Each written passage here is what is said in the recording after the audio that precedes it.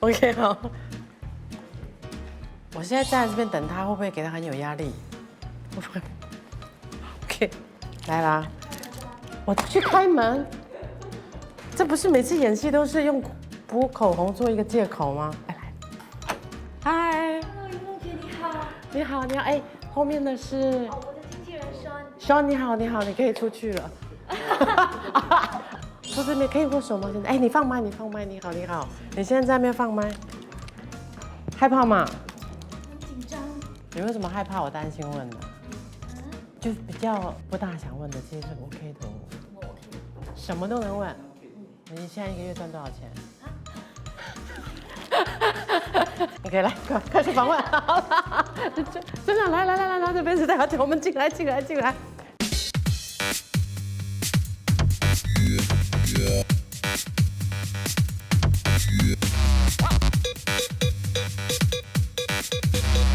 全听你说。你坐那远一点，因为那个镜头大概这样调度一下。我先来对我自己对你的那个认知好了，因为我觉得啦哈，最近有很多新人辈出，然后每一个人都有很不错的表现啊，成绩都很好。可是对我来说，就有这么一号人物，就是叫刘怡伶哦，她感觉就是一个半成品。你知道什么叫半成品吗？半完成的品。就是忽然间冒出来，可是他各方面又很专业，然后比较多的认识，他从韩国出道的。안녕하세요，我们是Sky。我比较想要知道，就是你什么时候开始发明星梦的啊？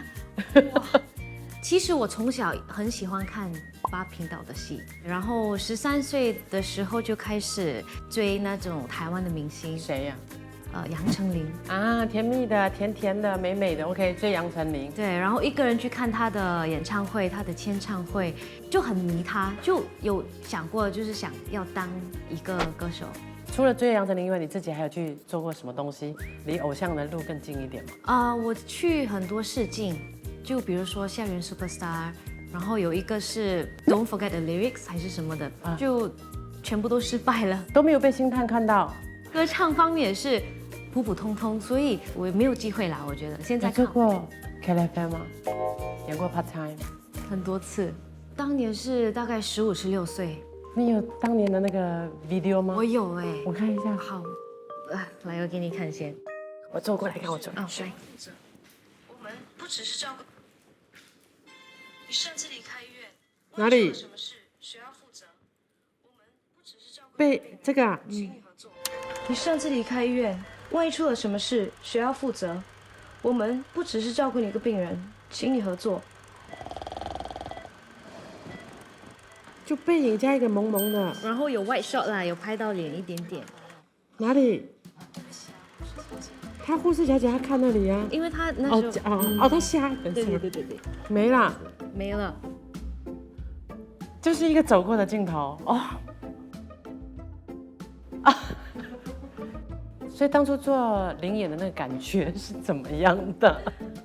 其实蛮好玩的哎，我去了一整天，然后他们有给我一个 invoice 这样子，是给50块吧，当时，因为我本人是很内向、很害羞这样子，所以我不敢去拿钱，所以就没有拿那个钱，就一直收着那个 invoice 50块。现在还在吗？找的话应该还在吧，我不知道。你得给我欠你50。有没有期待说有一个导演看到你说，哎，有嘞，有，小心机吧？就是没有被发掘到，就在期待说希望能够被相中。希望。你会这么想要去往演艺圈发展，除了你自己迷恋这些偶像，我觉得你有第2重身份，就是因为你祖父的关系。我爷爷是刘珊妮，然后他在新加坡80年代的时候还蛮有名的，就是 Rock and Roll King 这样子。是。其实从我爷爷的爸爸那边开始教国标舞，在新加坡，然后我全家也是在教国标舞。所以我就说，为什么怡伶会感觉是一个半成品？因为她的舞蹈细胞从小就基础打得很好。你几岁就开始被爷爷、爸爸妈妈抓去练舞？从我的父母口中是从走路开始就开始跳了，可是怕夸张了吧？走路是一岁不到。Okay, then maybe 你就跳霹雳舞吗？大概2、3岁吧，这样子。OK，跳什么舞？跳拉丁舞。谁教你？我父母，然后也有亲戚朋友们。我来看一下你当年跳拉丁舞的那个美姿，这个是跟我的爸爸一起去，你是很不开心啊？有一点被逼啦，从小一直被逼跳舞这样子。我觉得你爸跳得更开心。对，这个是你哥哥吗？这个是你跟你哥哥都参加各种比赛的时候的照片。这个时候你就整个人就很标准。你是弓箭吗你？弓箭是什么？这个体态多优美！你看你跟你哥哥的这个体态，就从小就一直被逼做这些舞蹈，做这些 pose。所以对你来讲，它不是你自愿的一个童年，因为家族嘛哈，爷爷在那边开了一个非常有名的国际舞蹈学院，所以你就一直去学，但是你并不开心。对，我不开心的时候的事情是被逼要穿很露的东西，我就很胖，就很不自在，没有信心去跳，所以就很不舒服。然后爸妈有没有因为这样特别训练你，你要挨得比普通孩子还要辛苦？所以他会讲你笑，你笑，有没有？没有。那你给我熬出去，熬一个姿势。有，就是教课的时候蛮严的，那你就反抗啊。可是当时就比较随和了。你最受不了可以去跟他们反抗的，你在你小时候啦啊，以你的个性，你可以去到哪里为自己出一点声？比如说我不要起床，然后会怎么样？哦，因为我爸爸妈妈都很忙着教跳舞，所以我是被我的 auntie 带大的，就是菲律宾的女佣带大的，所以她特别严。你有没有跟你家人反抗说 no？ 你抗议，你不要为自己发声，说我不要。那就没有哎，想的话。所以，我可不可以这样讲？就是我要想要了解你小时候的个性的时候，我觉得你是一个爷爷爸爸妈妈叫我做什么就做，就比较没有主见了。对，你没有主见。我的本性是这样的，是没有什么主见。难怪了，你看我们开场从童年片段大概可以知道依琳的整个个性。去韩国做练习生是什么样情况下让你去的？几岁？17岁就去了无数个试镜。当时这个试镜 audition 对我来说也是 is one of the auditions， 我也没有想太多，因为每次去试镜都失败嘛。所以那个时候你为自己准备什么去试镜？哇，跳舞我准备蛮多的，已经忘记是什么。可是歌唱我准备了 Mariah Carey 的 Hero。跳舞你会忘？因为我就对你来讲是随便跳。哎呀，我有很多舞蹈的那个，我就随便就一来就是一个舞，国标还是 hip hop 还是跳 hip hop 吧？还有你的 hip hop 是自己学自己跳？我去报名课去学，就在你爷爷的旁边啊，没有旁边啊，对，就砸你爷爷的。因为我对国标我真的没有兴趣。你要么你今天非得唱，要不然就跳。哎，对一个国际舞蹈员来说，没有什么国际舞蹈，国标舞的一个意义来讲，应该没什么了。就很像你叫我随时说主持来帮人家主持2句也是 OK， 对我来讲只是发个声。好，现在吗？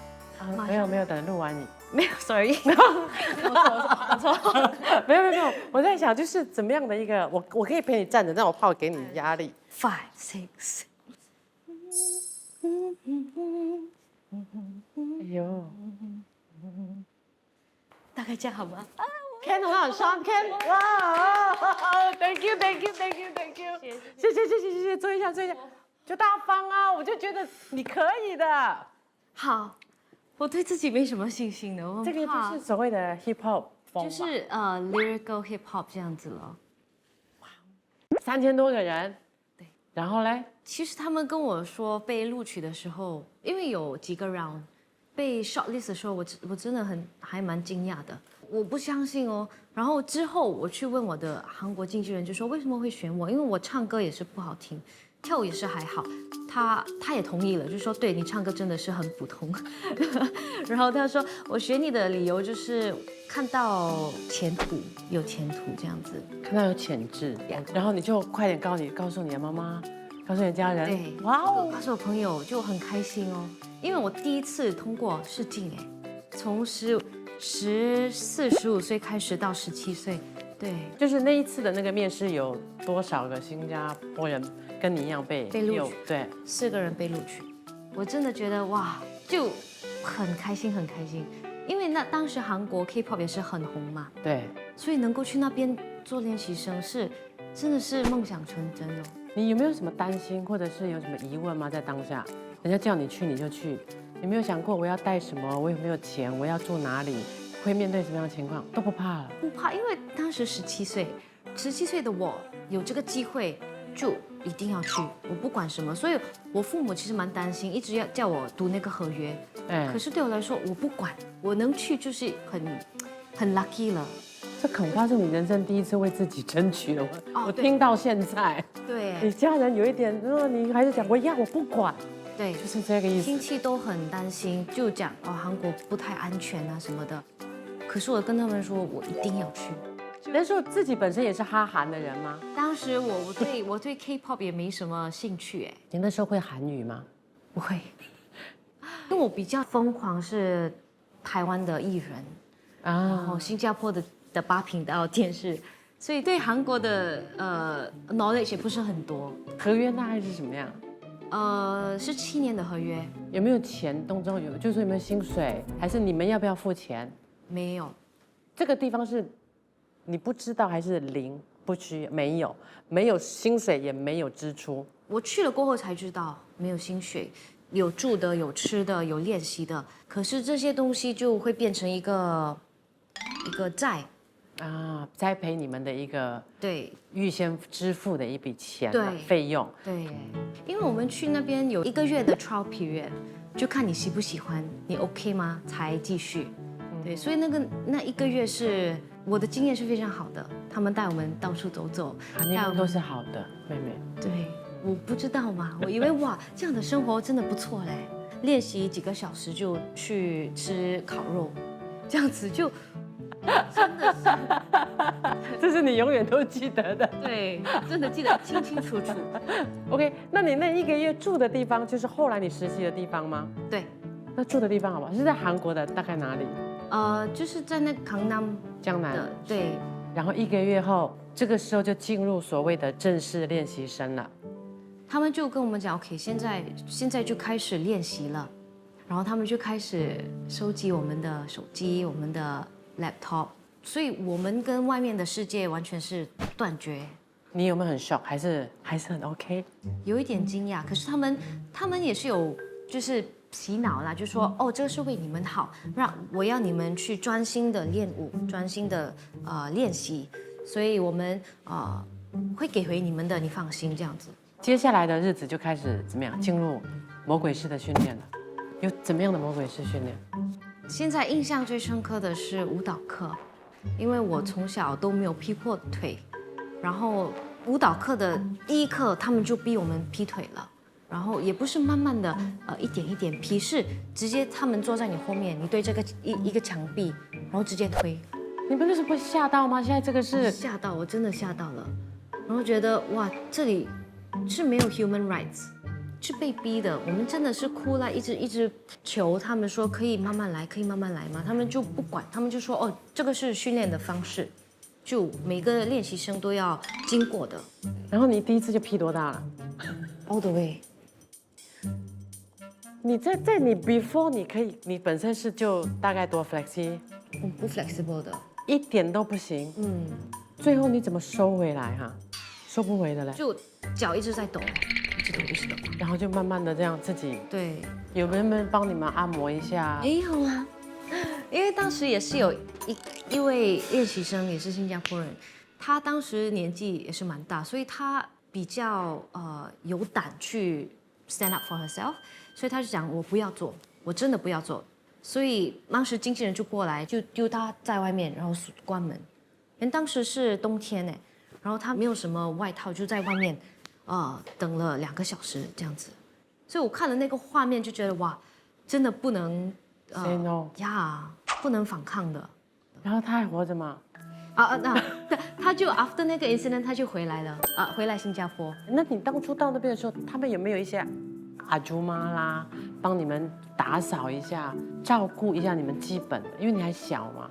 没有哎，吃饭、全部自己做，煮饭，也没什么煮饭，就是 steam 一下那些番薯，就吃香蕉，吃蛋这样子，就没有什么煮饭的东西啦。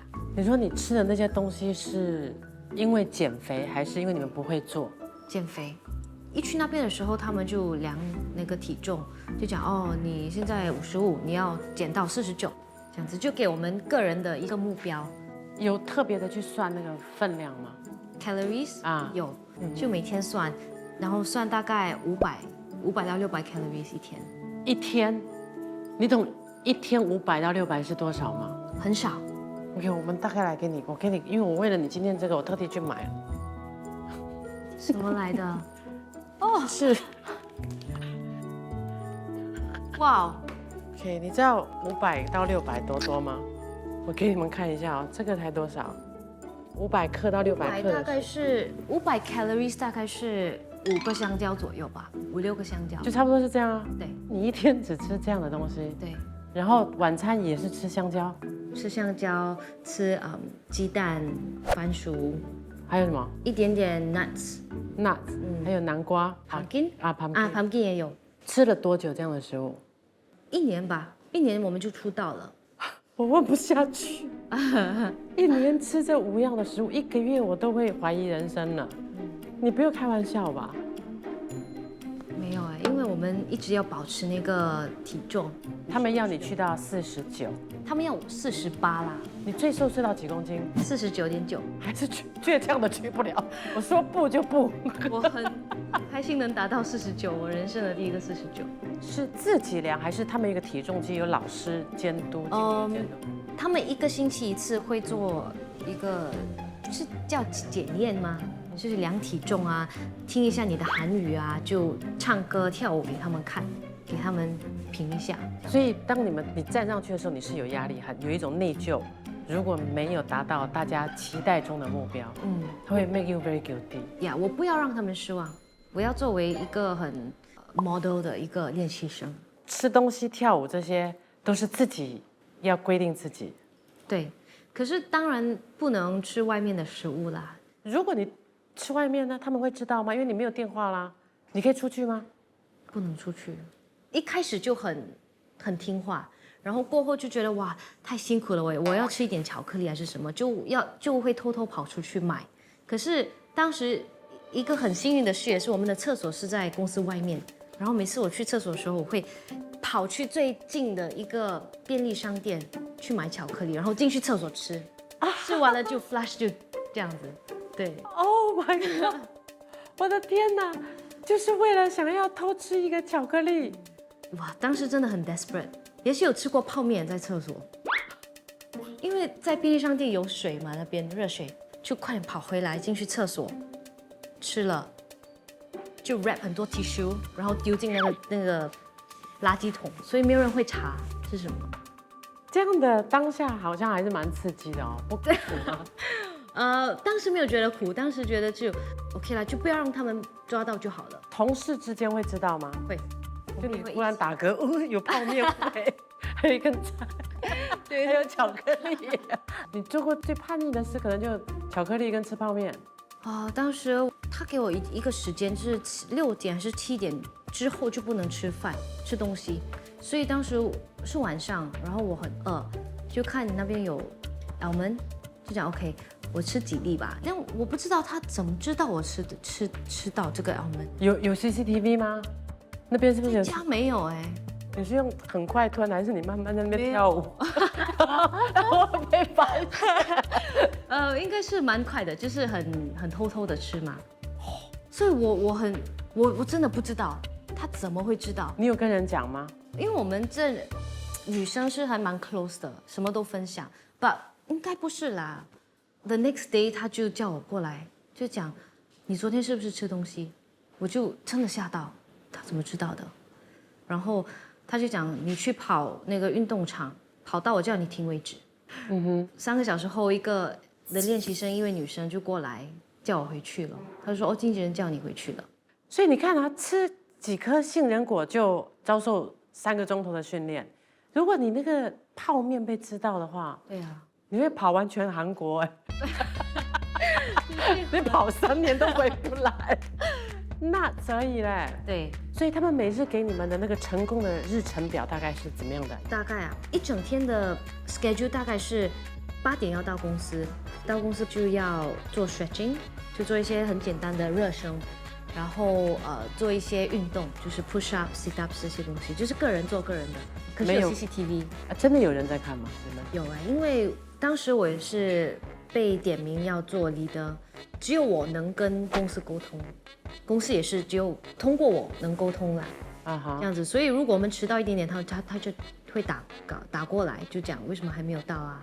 你们在哪里呀、还真有人监督的。对，然后 stretching 一半有人睡着，也是会打过来，为什么他躺那么久啊？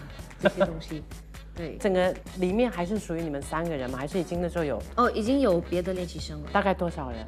六个人然后那个做完之后就会吃一点早餐，吃了简单的早餐就开始做练习咯，有舞蹈课，有vocal 课，有rap 课，有韩语课，所以每天都不一样那个时间。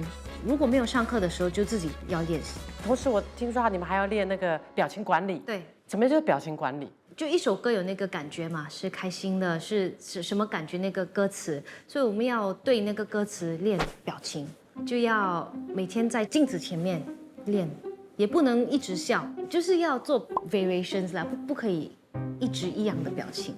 你现在可不可以教我卡点的表情最 common 的是 wink， ？OK，我先卡我的，我想我的会比较标准。OK，就是对着镜头。那时候回来新加坡表演，我爸爸有打电话给酒店，可是当时我们很忙的去准备要上台，所以我就跟我爸爸说，哦，我等一下打给你。然后表演完之后就完全忘记掉有这通电话，没想到那个是我们的最后一次通话。每次我回来，我妈妈都很开心来接我。但是那一次的回来是不一样的哦。你妈妈要该讲什么？Welcome back， 哦 ，forget it 啦。因为我跟她讲，我不要再踏进演艺圈了。even 新加坡也是我不要。